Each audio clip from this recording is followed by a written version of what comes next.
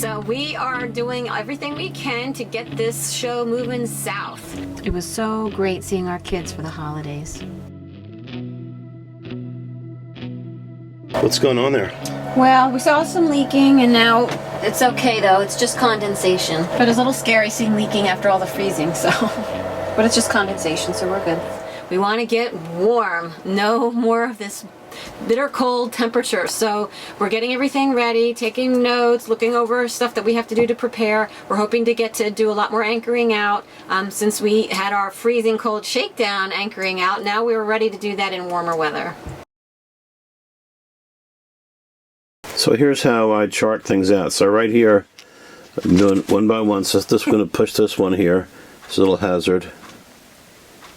And you push show details. I don't know if you can see that. I'm going to go to the latitude, longitude. And then, Aim, would you read that latitude, longitude out to me? 32, 36.933. So you can add it onto your chart plotter, okay? 148, okay, and then when you have it in there, you can do this. Show on map. Comes up the map, then you press it, you put a marker on it, okay? And that's your route there. So you know that there's a blue marker now. You have to do something about that marker, so you have to write down what they say about it. Unless you have a chart plotter that has active captain. So basically it says here, number 9, stay in center of channel. The one before it said there was a fixed large log on the red side that's invisible because it's almost at low tide. So you gotta be aware of these as you go, and that's how you can, you know, avoid the hazards.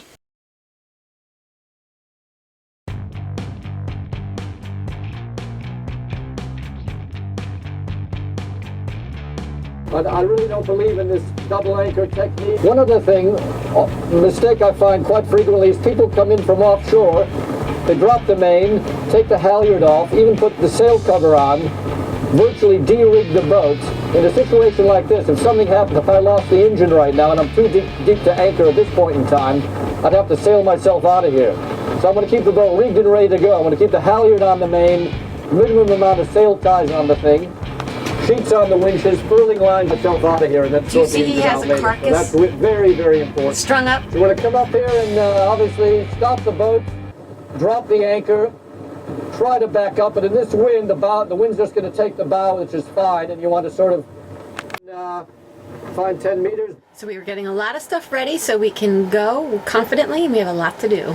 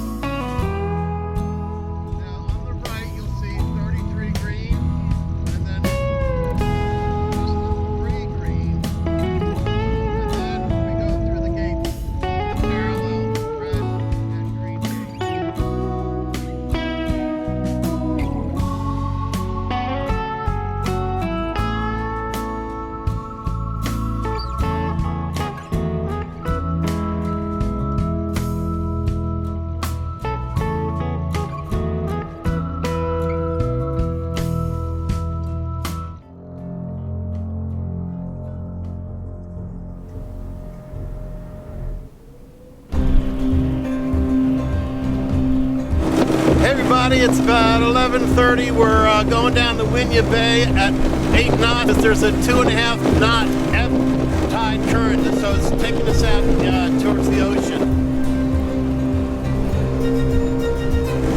So we're going fast, but that's primarily because the current is bringing us fast. It's cold too. It's freezing. So just wanted to check in with you. We've had a good morning, and we're moving forward.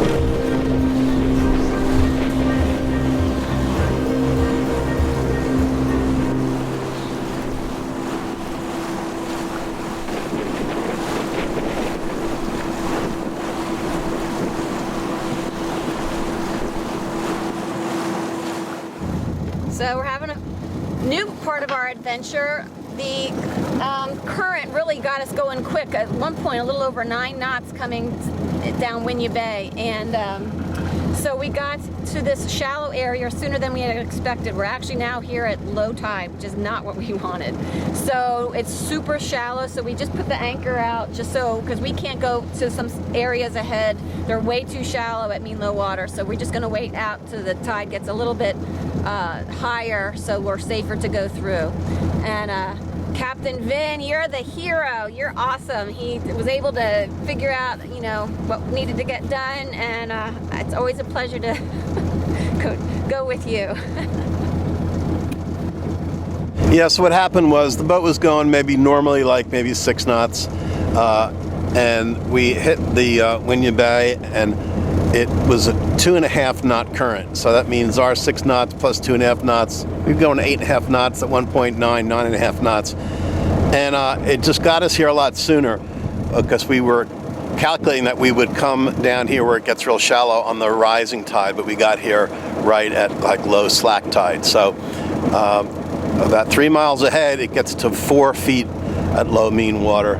So and we draw 5 feet. So I decided let's just come over to the side of this channel as much as we can out of the main way and drop anchor, and just wait a while for the tide to start rising. So that's what we're doing. We're just waiting and hanging out. Maybe have some lunch, cook some soup. So we've got things in park waiting for the tide to rise.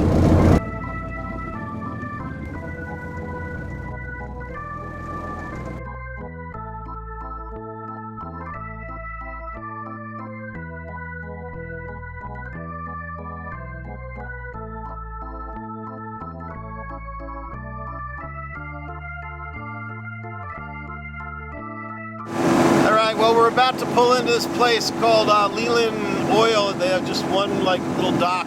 We're gonna pull in. It's real cold. It's going down to 32 degrees tonight.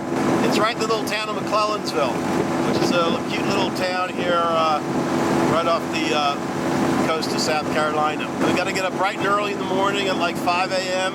Because we've got to hit certain points on the map, and so 3 days pushing it. And then we will be hopefully a lot more south than when we started this morning.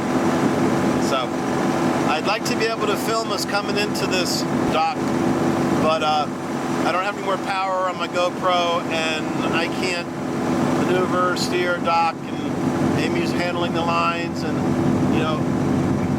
sometimes it's just hard to film everything.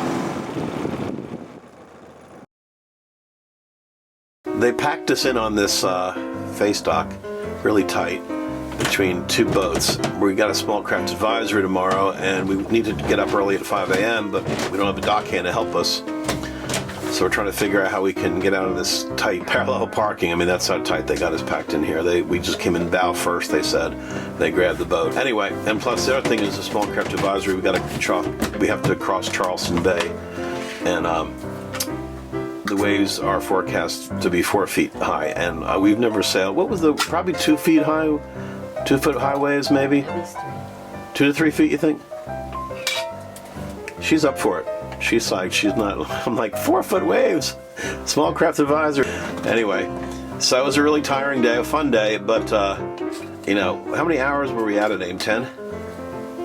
Yeah, so we're pooped. So we're having some vegetarian chili and rice. And we're going to hit the sack early, get up at 4 a.m. so we can hit the high tide, because we're in this shallow area here.